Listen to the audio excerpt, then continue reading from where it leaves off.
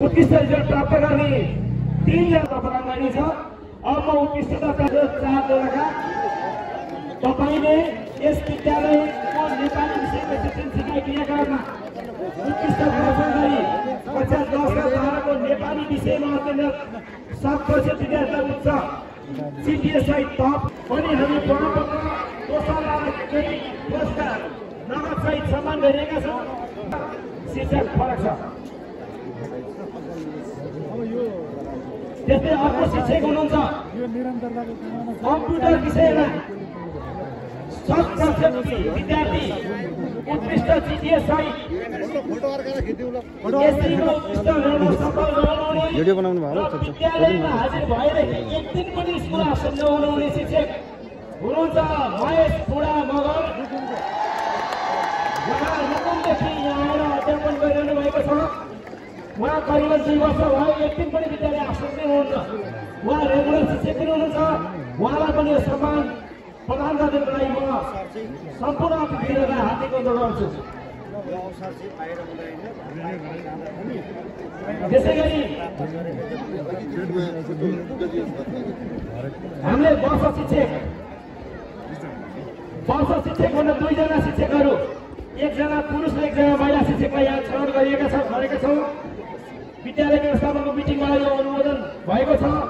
उहाँहरू हुनुहुन्छ धेरै वर्षदेखि यो विद्यालयमा करिब 22-23 वर्षदेखि यो विद्यालयमा निरन्तर अध्यापन गरिरहनु भएको म्याथमेटिक्सको शिक्षक र एकदमै लगनशील प्रशंसनीय काम गर्न सफल हुने शिक्षक रहनु भएको छ मीन प्रसाद दाहाल।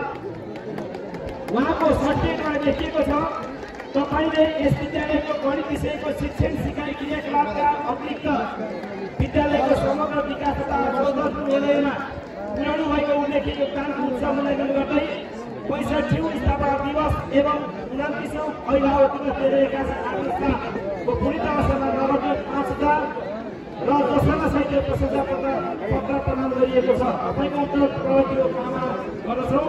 प्रमुख अतिथि पूर्व मन्त्री तथा नेकपा एमाले प्रतिनिधि सदस्य पार्वत गुरुङ।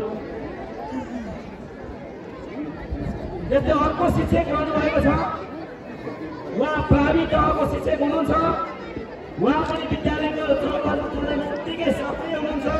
उहाँ रहनुभएको छ सुशीला खतिवडा म्यामलाई यो वर्षको वर्ष शिक्षकको रूपमा विद्यालय व्यवस्थापन समितिले छनौट गरेको छ र प्रमाणपत्र पुरस्कार नगद सहित बुझ्नको लागि म म्यामलाई अनुरोध गर्छु। सुशीला खतिवडा। त्यसैगरी हनुमन्तेश्वर क्याम्पसले पनि यहाँ सम्मानको कार्यक्रम राखेको छ। दुईजना शिक्षकहरू हुनुहुन्छ। क्याम्पसमा गरेको लगानी मेहनत परिश्रमलाई आदर मान्ने यो छनौट गरिएको हुनुपर्छ। त्यसैले यहाँ छनौट हुने 2 जना शिक्षकलाई प्रोत्साहन तथा प्रमाणपत्र दिने बाटो कार्यक्रम रहेको हुनाले म ती शिक्षकहरूको नाम क्रमशः उद्घोषण गरिरहेको छु। उहाँहरू हुनुहुन्छ एकेराज खतिवडा। फेरि नाम बोलियो एकेराज खतिवडा। प्रमाणपत्रमा लेखिएको छ यस श्री एकेराज खतिवडाज्यू उपप्राध्यापक हनुमन्तेश्वर क्याम्पस 35 दोलखा हनुमन्तेश्वर क्याम्पसमा उपप्राध्यापकको रूपमा कार्यरत भई यहाँले संस्थाको शैक्षिक निर्णय पुर्याउनु भएको अतुलनीय योगदानको उच्च सम्मान गर्दै यस क्याम्पसको 23औं